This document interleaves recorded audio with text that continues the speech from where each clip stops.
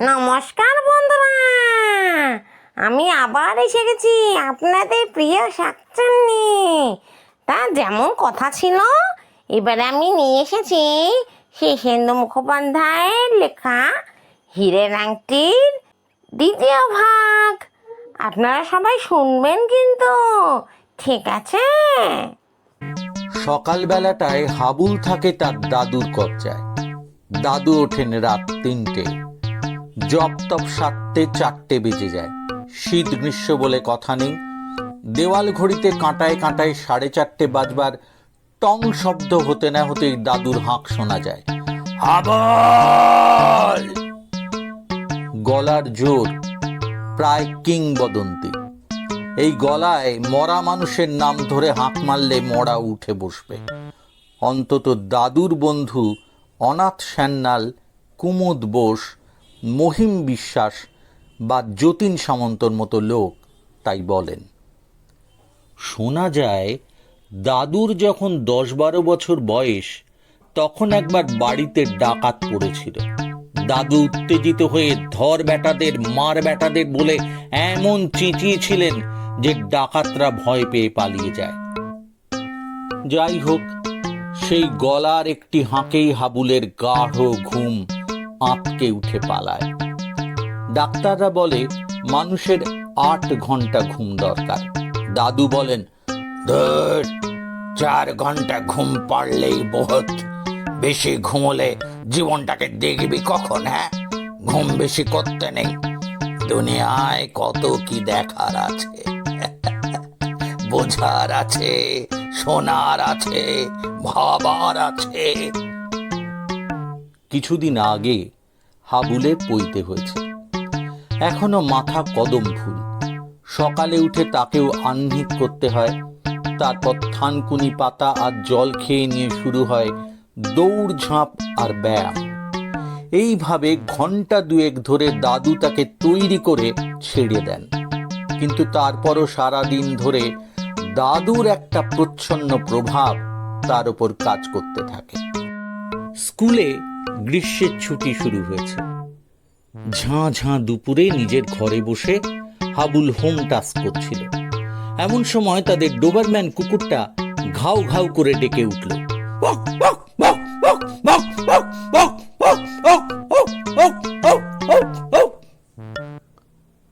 হয়তো ভিখিরি বা পুরনো কাগজওয়ালা এসেছে। একটা শক্ত অঙ্ক মেলাতে গলদঘর্ম হচ্ছিল হাবুল, তাই কুকুরের ডাক গ্রাহ্য করল না। বুড়ো দারোয়ান রামরিক কানে ভালো শুনতে পায় না, চোখেও দেখে না। তার ওপর দিনরাত হয় ঘুমোয়, না হলে বসে বসে ঢোলে। বাড়িতে কাজের লোক অবশ্য ২-৪ জন আছে, তাদের মধ্যে পাঁচু হলো প্রধান। বয়স জিজ্ঞেস করলে বলে, ১৫০-২০০ বছর তো হবেই। কালো লম্বা পাকানো চেহারা, মাথা ভর্তি সাদা চুল, আর এক জোড়া মিলিটারি কায়দার মোটা সাদা গোঁফ সমেত পাঁচুর বয়সের আন্দাজ পাওয়া সত্যিই শক্ত। সে আবার দাদু ছাড়া বাড়ির আর কাউকে বিশেষ গ্রাহ্য করে না, বরং উল্টে তাকেই সবাই খাতির করে। কবে যে সে বাড়িতে কাজে ঢুকেছিল তা কেউ জানে না। হাবুলের বাবা, কাকা সকলেই তাকে জ্ঞান হওয়া অবধি দেখে আসছে। আর আছে বেনু নামে ছোকরা একটা চাকর, বেশ চালাক চতুর আর চটপটে, তবে খুব ফাঁকিবাজ। সুখনের মা হলো এ বাড়ির বুড়ি ঝি। সে এসেছিল হাবুলের মায়ের বাপের বাড়ি থেকে। খুব ডাক সাইটে মহিলা, ঝি বলে মনেই হয় না। তবে সে খুব কাজের লোক, তাকে হুকুম দিয়ে কাজ করানো যায় না, কিন্তু নিজে থেকে সে যখনকার যা কাজ তা নিখুঁত ভাবে করে। বাড়িতে এতগুলো কাজের লোক থাকলেও হাবুলকে নিজের সব কাজ নিজেকেই করে নিতে হয়। দাদুর সেই রকমই আদেশ আছে। সে নিজের জামা কাপড় নিজে কাচে, নিজের জুতো নিজে বুরুশ করে, নিজের ঘরখানাও তাকেই ঝাড়পোঁছ করতে হয়, নিজের এঁটো থালাও মাজতে হয়। দাদু বলেন, দেখ হাবুল, এই দেশটা গরিব বলে আমরা কাজের লোক রাখতে পারি। কিন্তু দেশটা যদি উন্নত হতো তাহলে কম পয়সায় কাজের লোক রাখা সম্ভব হতো না। সব কাজ নিজেকেই করতে হতো। একদিন যখন দেশটার ভোল পাল্টাবে তখন তো কাজের লোকের অভাবে তোরা অথই জলে পড়বি। তার চেয়ে অভ্যেস রাখা ভালো। নিজের কাজ নিজে করলে আত্মবিশ্বাস বেড়ে যায়। গরমের দুপুরে হাবুলের এখন খুব জল তেষ্টা পেয়েছে। কুঁজোর জল একটু আগেই শেষ হয়ে গেছে। বাগানের এক কোণে একটা টিউবওয়েল আছে, তার জল ভারী মিষ্টি আর ঠান্ডা। অঙ্কটা মেলানোর পর জল আনতে যাবে বলে ভাবছিল হাবুল, কিন্তু কুকুরটা এক নাগাড়ে ডেকে যাচ্ছে আর ঘন ঘন শিকলের শব্দ করছে। কে এলো একবার দেখা দরকার। তাই হাবুল উঠল, কিন্তু উঠতে মনে পড়ল দাদু বলে দিয়েছেন, হাতের কাজ শেষ না করে কিছুতেই অন্য কাজে যাবে না, শত কষ্ট হলেও না। হাবুল ফের বসে পড়ল। অঙ্কটা কেটে দিয়ে আবার নতুন সাদা পাতায় শুরু করলো। এবার 2 মিনিটেই মিলে গেল অঙ্কটা। কুঁজো নিয়ে হাবুল বেরিয়ে এলো। বাইরে ঝাঁ ঝাঁ রোদ, আকাশে এতটুকু মেঘ নেই, হাওয়া বইছে না, চারদিক থমথম করছে। বারান্দায় শিকলে বাঁধা কুকুরটা প্রচন্ড লাফালাফি করছে। হাবুলকে দেখে কুকুরটার উৎসাহ আরো বেড়ে গেল। সে আরো চেঁচাতে লাগলো,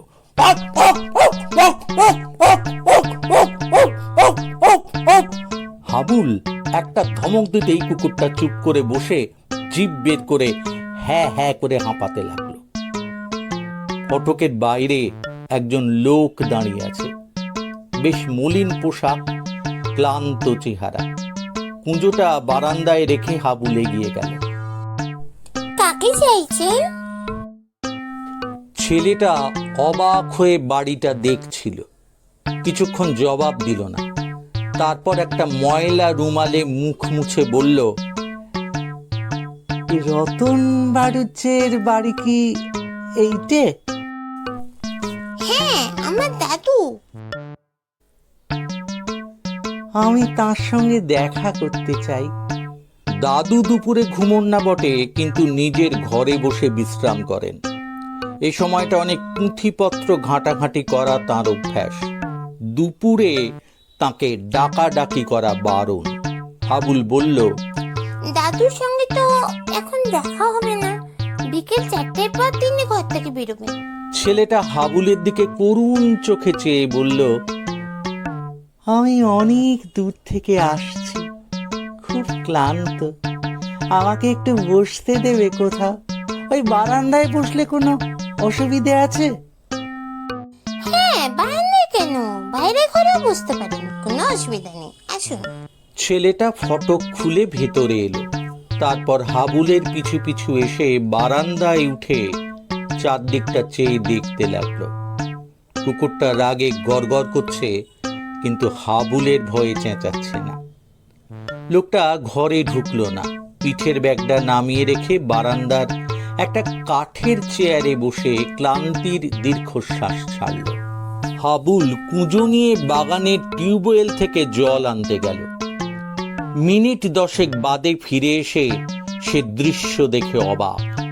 ছেলেটা তাদের কুকুরটার কাছে গিয়ে উবু হয়ে বসেছে আর গলায় হাত বুলিয়ে দিচ্ছে। তাদের কুকুর টমি নির্লজ্জ বেহায়ার মতো চিৎপাত হয়ে শুয়ে 4 ঠ্যাংগুলো মূলো করে আদর খাচ্ছে। ডোবারম্যান এমনিতে খুনি কুকুর, দারুণ তেজ, ভয়ঙ্কর সাহস। পাহারাদার কুকুর হিসেবে ডোবারম্যান বিপজ্জনকও বটে। তাই টমি এত সহজে এরকম আনকোরা এক আগন্তুকের বশ মেনেছে দেখে হাবুল প্রথমটায় নিজের চোখকে বিশ্বাস করতে পারছিল না। ছেলেটা হাবুলের দিকে চেয়ে মৃদু হেসে বলল, আমাদের বাড়িতে অনেক কুকুর ছিল, আমি কুকুরদের একটু একটু বশ করতে পারি। হাবুলের বিস্ময় তবু কাটেনি। সে বললে, ছেলেটা উদাস স্বরে বলল, কিন্তু তুমি আজ পর্যন্ত কোনো অচেনা লোককে সহ্য আচ্ছা কাকু। অধিকাংশ লোকই কুকুরকে অকারণে ভয় পায়। কুকুরদের স্বভাব জানা থাকলে ভয়ের কিছু নেই। আমি তো গ্রামে গঞ্জে কত কুকুরের পাল্লায় পড়েছি। সত্যি? বলুন তো আপনার অভিজ্ঞতা। শুনবে? আচ্ছা বেশ, বলবো। তোমাদের বাগানে ওই জাম গাছটায় অনেক জাম ফলে আছে, আমি কয়েকটা পেড়ে খাবো?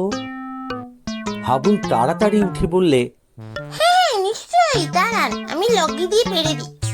ছেলেটা মাথা নেড়ে বলল, লগি দিয়ে পারলে পাকা জাম থেঁতলে যায়, দরকার নেই।